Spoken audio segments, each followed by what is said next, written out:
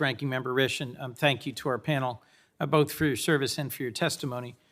As we all know, Russia's unprovoked attack on Ukraine has garnered significant global attention, but it's critical that we also sustain our focus on an engagement with Syria, a country where Russia's engagement, exploitation, meddling, commission of human rights abuses have led to massive suffering and widespread displacement. More than 14 million people inside Syria are in need of humanitarian aid, and nearly all, 97% of the Syrian population lives under the poverty line. As chairman of the Appropriations Committee responsible for our humanitarian assistance, I keep pushing for robust assistance, including for Syrian refugees and those most vulnerable as this conflict grinds on into its 11th year. I think it's critical we do everything in our power to maintain humanitarian cross-border access into northwestern Syria and to continue pressing for other routes of humanitarian access.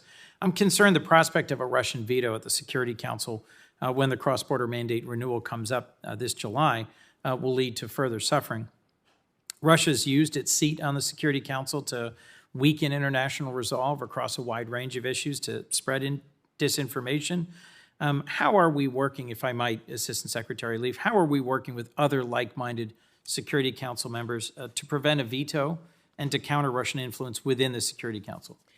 Thank you for that question, Senator. It's an abiding preoccupation for us in the Department of State, for our mission in New York, and we are working all channels. I would just say that there are some pretty significant players in this space in terms of their channels with Russia. One of them is, in fact, Turkey. Turkey will be directly affected by the scale of a humanitarian crisis unleashed by Russia vetoing this border crossing. And I know that the Turkish government is quite engaged in those discussions, as are a number of others. But as I've looked at this, and as we are working together hand in hand with other partners outside the Council and in, I think there's a very deep consensus on this matter. Russia will stand alone, completely alone, if it does go forward with this. But really, this is a strictly humanitarian matter, and I'm not going to say whether I'm optimistic or pessimistic at this point. I'm just very focused on getting the results that we need. One of the things I've been focused on is the food crisis that's resulting from Russia's unprovoked and illegal attack on Ukraine, the way in which the 400 million people who were fed by Ukrainian agricultural products last year are now at risk of famine. Something like 12.5 million Syrians suffer from food insecurity, according to the World Food Program. What's the status of the food supply in Syria? What actions is the administration taking to address the critical need to get access to the agricultural products of Ukraine? And how might we address both the cooking oil and food shortages brought about by Russia's invasion of Ukraine and continued blockade of the Black Sea ports of Ukraine?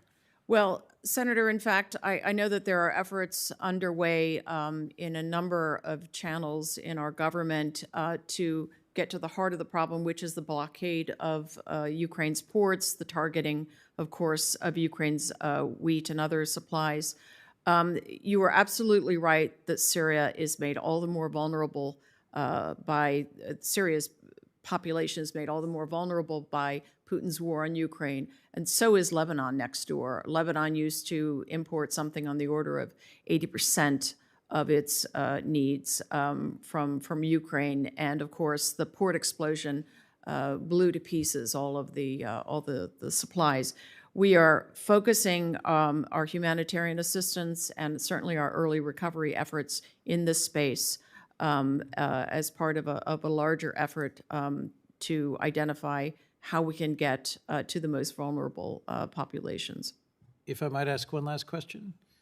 For both of you, how is Russia repositioning as a result of the war in Ukraine, and to what extent are you seeing the likelihood of increased Iranian involvement in Syria as the Russians' principal security focus is their ongoing war in Ukraine? Thank you, Senator, for that question. We have seen no meaningful changes in Russia's intervention in Syria and its support to the Assad regime, or in its commitment to backing the Assad regime in its continued war against the Syrian people in Syria. With respect to Iran, Iran's ultimate objectives in Syria and for the region have also not changed. Iran remains committed to both pushing U.S. forces and the United States out of the region, and it continues its commitment to supporting a network of violent proxies and terrorists in terrorizing and destabilizing regional governments, as well as threatening Israel. From a Department of Defense perspective, our commitment to pushing back on these activities and supporting Israel and her inherent right to self-defense also has not changed. Thank you. Thank you both for your testimony.